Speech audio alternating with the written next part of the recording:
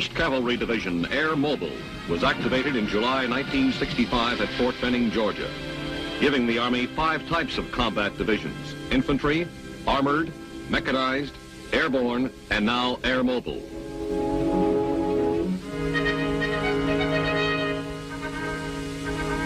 In September of 1965, the 1st Cavalry Division Airmobile was deployed to Vietnam.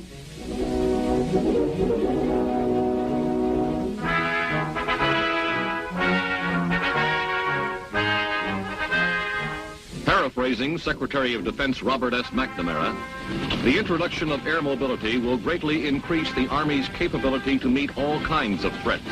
It places the Army on the threshold of an entirely new approach to the conduct of land battles. The designation Airmobile expresses the ability to move by air and is what makes this division different, its greater degree of air mobility than any other. Many of these men of the 1st Cavalry Airmobile are the same men who participated in developing the techniques of an Airmobile division.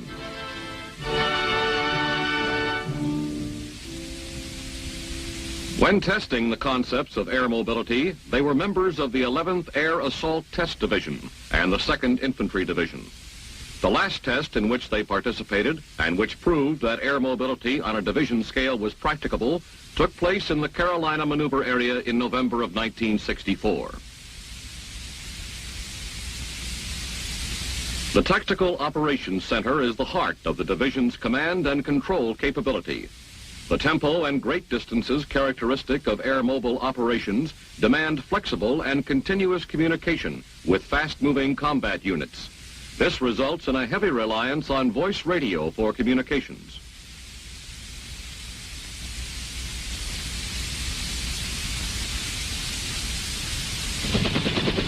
In order to maintain close control, commanders and their staffs move with as well as communicate with their forces.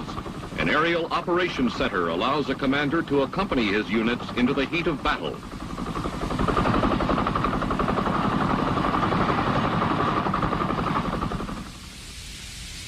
Although tactical air-mobile units rely largely on voice radio for communications, scaled-down air-transportable radio teletype facilities are used for communications between the division and major subordinate elements. Here, a request for aerial surveillance gets prompt attention from the aviation group. Aerial surveillance is needed to identify, locate, and report enemy targets within the division's operational area. The increased dispersion and mobility of an air-mobile division increases the need for timely and accurate intelligence.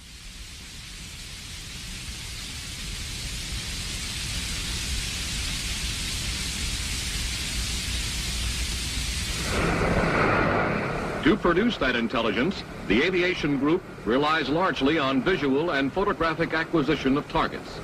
Various Mohawks, however, are also equipped with side-looking airborne radar, with strobe units for night photography, and with infrared devices.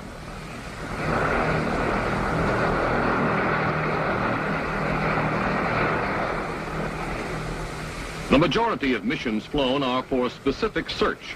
For example, to reconnoiter a particular area for suspected enemy missile sites.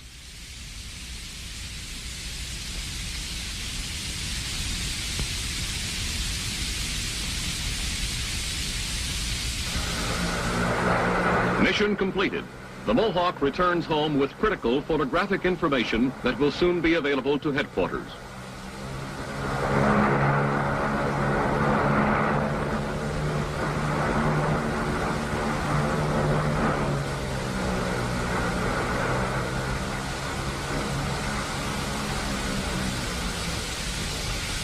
While the film is being processed, the pilot is debriefed for additional information on enemy activities that he may have spotted.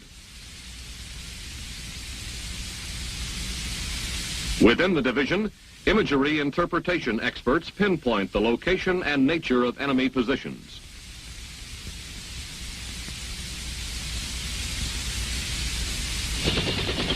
A second major intelligence capability of air-mobile divisions, which is employed at battalion, brigade, and division levels, is the visual location of enemy movements.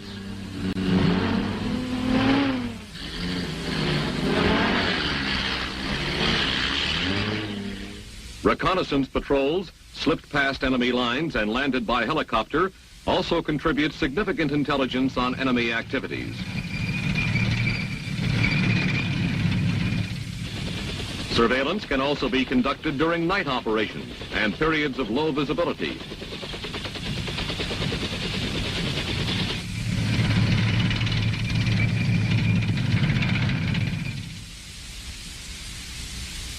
Weather service is usually furnished to the airmobile units by the Air Force, as directed by joint procedures.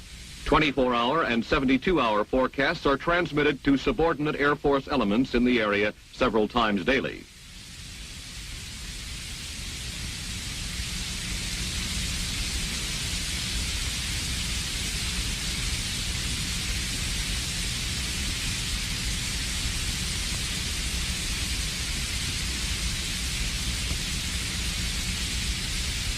These outlooks, together with local observations at division base, are incorporated into intelligence summaries provided the division staff 4 times daily. During instrument flight conditions, air traffic control elements provide en route navigation and regulation assistance around the clock. As with any division, the commander is responsible for proper use of his airspace, but with airmobile units, coordination becomes more demanding. The movements of helicopter formations and surveillance aircraft within the combat zone are planned by individual headquarters and by tactical operations centers. Guidance devices range from radar, landing point lights, panels emplaced by pathfinders, and radio communications. All these devices may be used in one hastily set up forward area, such as this helicopter refueling pad, where traffic, however brief, is assuredly heavy.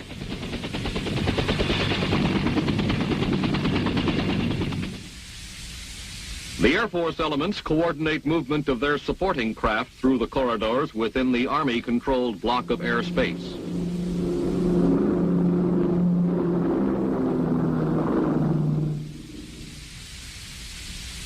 The tests show that Army air traffic regulation systems are sound, practicable, capable of moving large numbers of aircraft, and are compatible with other services.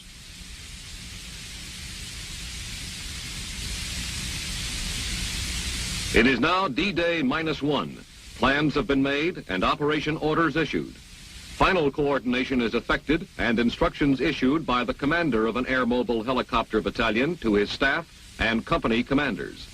They, in turn, brief their platoon leaders and pilots and make last-minute plans for the attack. As H hour approaches, details are checked here and by every unit commander throughout the division. This operation will move 2 brigades of 3 battalions each more than 100 miles to seize bridgeheads 50 miles behind enemy lines.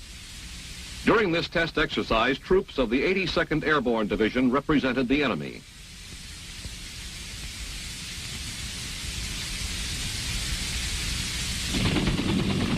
D-Day. Assault helicopters arrive in their pre-designated pickup zones. Troops are loaded, and within less than an hour they will be on their objectives, disrupting enemy supply and communications lines and closing his escape routes. We have seen that the Airmobile Division has excellent capabilities for intelligence and control, 2 ingredients essential for success on the battlefield.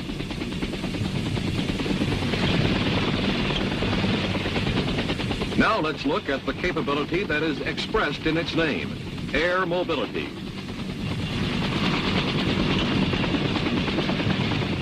By using only its organic aircraft, the Airmobile Division can airlift simultaneously 1/3 of its combat assault elements, giving it mobility unequaled by any other unit.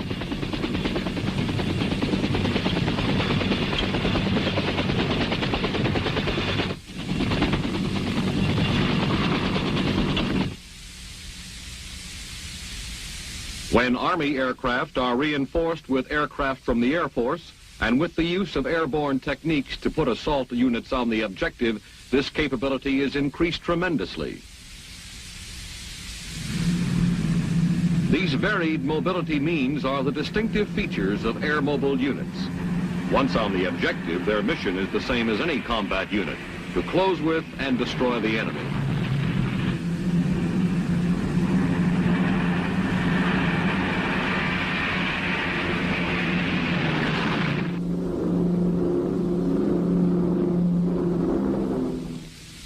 The backbone of the division's ground-based artillery is provided by 3 105 howitzer battalions. The lightweight howitzer is sling-lifted by UH-1D helicopters, familiarly called Huey, or internally loaded in CH-47 Chinooks. The howitzers are employed in roles similar to any division artillery. Displacement may precede, follow, or accompany the main body of the supported force.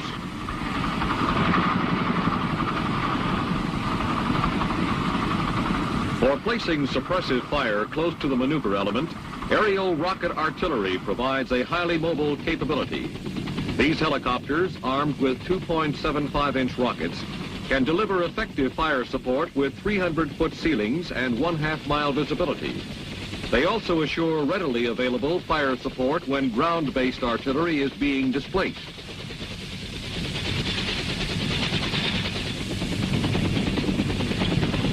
The displacement of ground-based artillery units is rapid, with the weapon seldom out of action for more than 28 minutes. Pre-planned night displacement of artillery batteries, when supported by pathfinders, can be accomplished as well and as rapidly as during daylight. With this mobility, howitzer battalions are able to provide continuous fire support to supported brigades.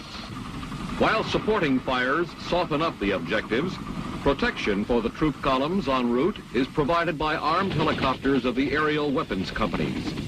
By ranging ahead of troop carriers, escort aircraft neutralize enemy anti-aircraft weapons, draw enemy fire away from helicopter formations, and divert the main force around heavily defended enemy positions.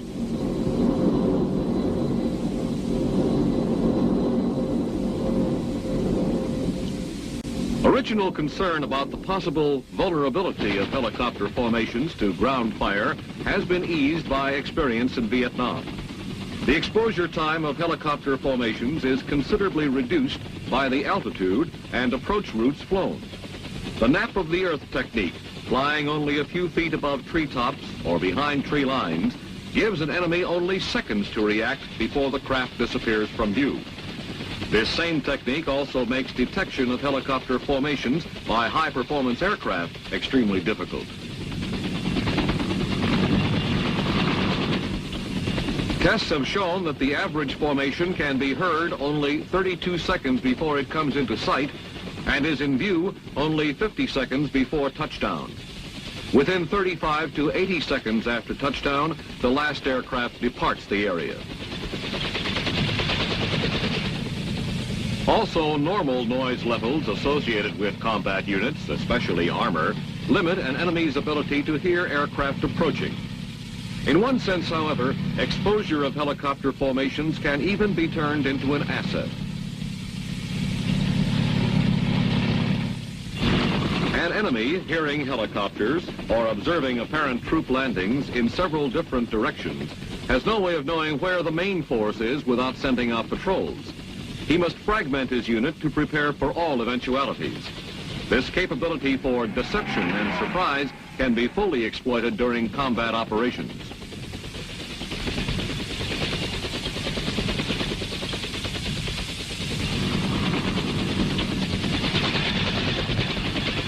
Armed helicopters traveling with the troop-carrying helicopters disrupt enemy defenses and keep his forces disorganized until the troop carriers arrive on the objective.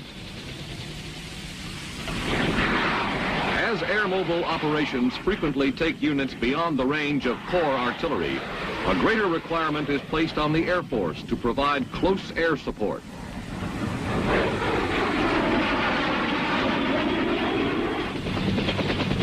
Only 40 minutes after liftoff, the lead infantry elements arrive to secure objectives behind enemy lines.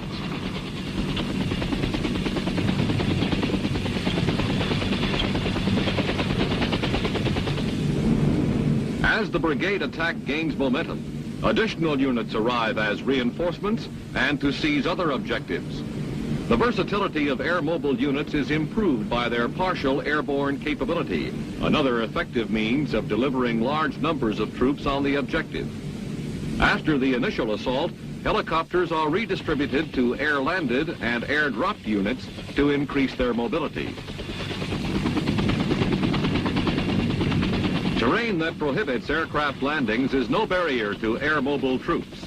Infantry units can rappel into an otherwise inaccessible area to seize vital installations. And engineers can soon have a helipad operational. From the various landing zones, the units move quickly into concealment and then move out to seize objectives. Once on the ground, air-mobile units still retain a mobility superior to other infantrymen. They can leave behind much equipment with the assurance that it can be delivered quickly when needed. Thus, unencumbered, air-mobile units operate cross-country without depending on road nets. Conversely, small parties can throw up roadblocks which, backed up by suppressive aerial fires, will force enemy units off the roads.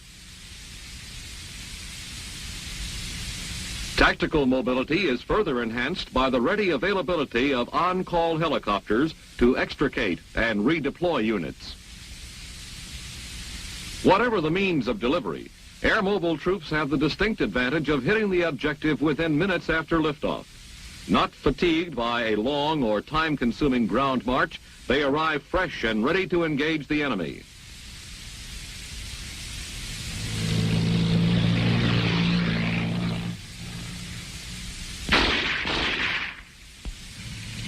A counterattack by armored units or combined arms teams poses one of the most serious threats to air-mobile units, which have dispensed with armor and heavy anti-tank weapons in favor of increased mobility. Air-mobile units, however, retain effective anti-tank defenses. Organic weapons, such as the Law or the 90mm recoilless rifle, back up the rapid construction of tank obstacles. More importantly, bridges or crossings over natural obstacles, such as rivers, can be seized and destroyed by air-mobile units, eliminating an enemy's attack or escape routes.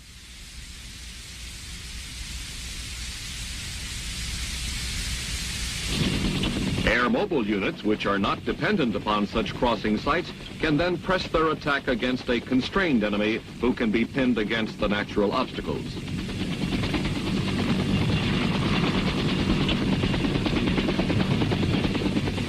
An additional anti-tank capability is provided by the air cavalry's effectiveness in locating and reporting potential threats by enemy armor. This, coupled with the quick response time of armed helicopters, usually allows the employment of aerial anti-tank weapons against the enemy tank columns before they close with air-mobile ground forces. Organic aerial anti-tank weapons, such as the SS-11 missile, which can penetrate any known enemy tank, provide a satisfactory screen for air-mobile units against enemy armor.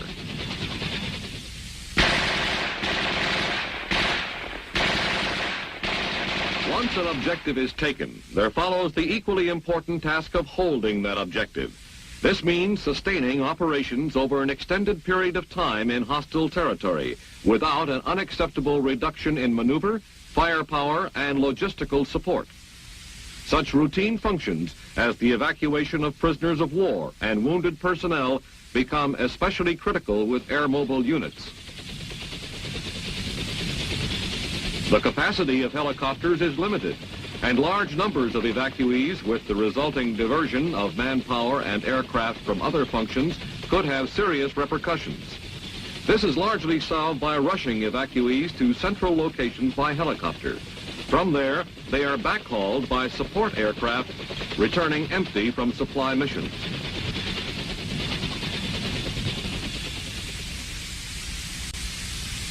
Sustained operations in hostile territory also demand adequate security of forward bases against enemy ground attack.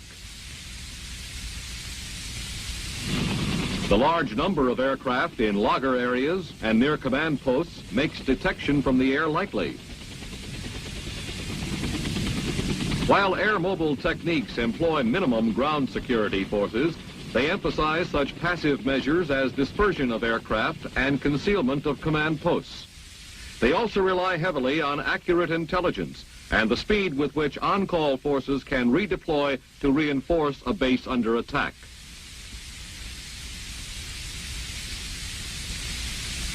Perhaps no mission within an airmobile division is more critical to sustained success than adequate resupply.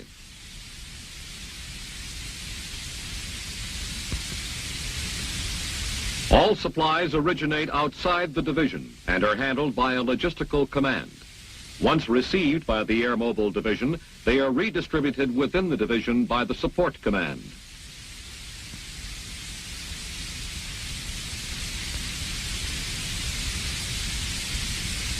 The control center determines where the inbound cargo is most urgently needed, and when the en route pilot calls in, he is diverted to that site.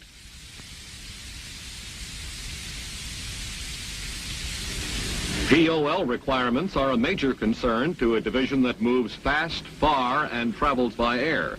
Resupply must be quick and plentiful.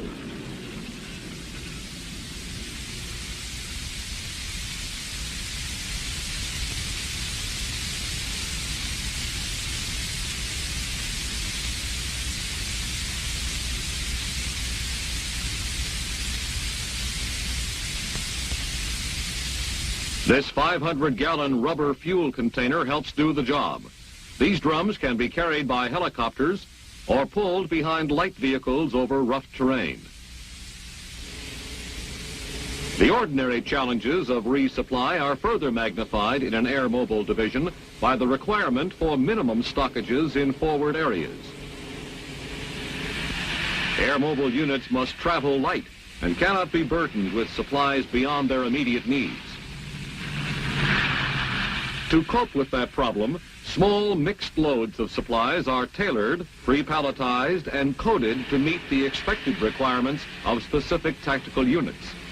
Also, supplies are put through directly to the using unit whenever possible to cut down on time and man hours.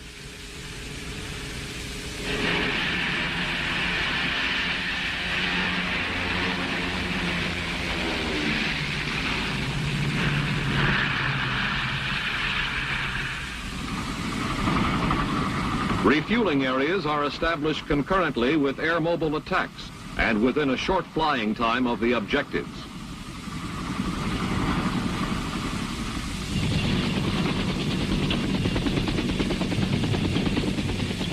With this combination of coordination and mobility, a barren clearing in the woods is transformed within an hour's time into a din of activity as helicopters, which had just discharged combat troops on objectives, rush in to refuel and then stand by in logger areas for redeployment. Unlike POL, the requirements for rations within an air-mobile division are no greater than in standard units, but they are requirements that must be met nevertheless. Both helicopters and organic ground vehicles are used to distribute rations to and within forward areas.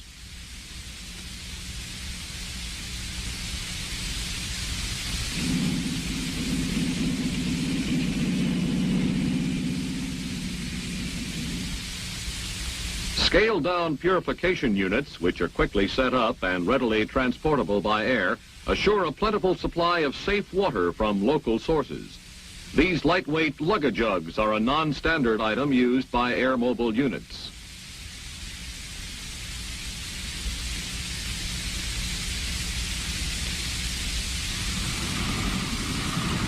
In any division, the systems and functions are dependent on each other for success. Firepower is of little import without intelligence, mobility of little consequence without communications, and all of these systems will soon deteriorate without proper maintenance procedures.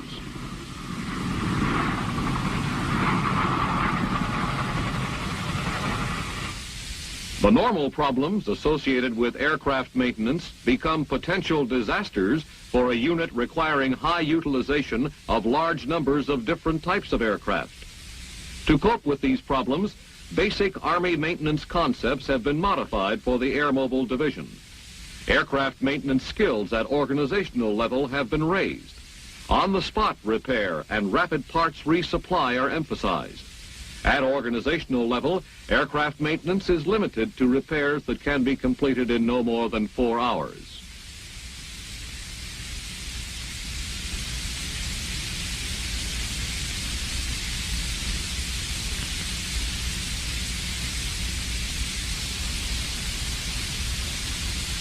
Direct support maintenance is performed by aircraft maintenance companies organic to the division, either in forward areas or at the division base.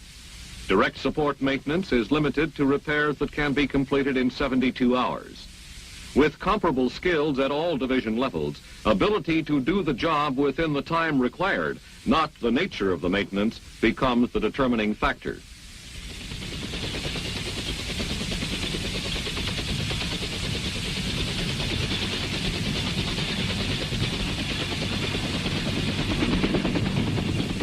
Higher level maintenance is provided by a non-organic general support, maintenance, and supply battalion.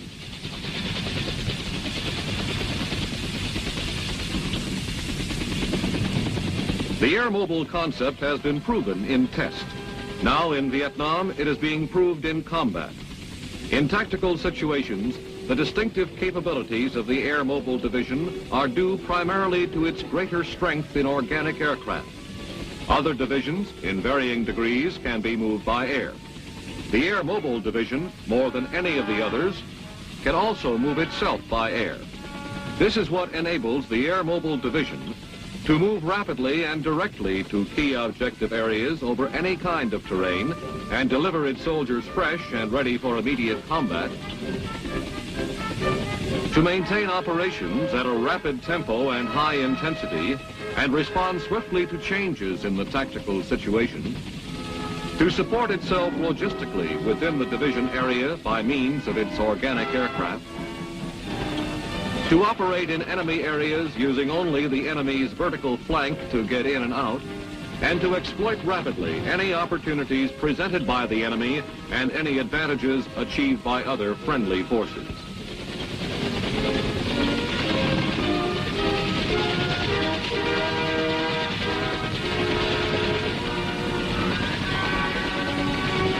These capabilities would be highly valued in any kind of land warfare. They are particularly desirable for operations against guerrilla forces, including conventional military units that employ guerrilla methods. This is why the 1st Cavalry Division Airmobile was deployed to South Vietnam soon after it was activated.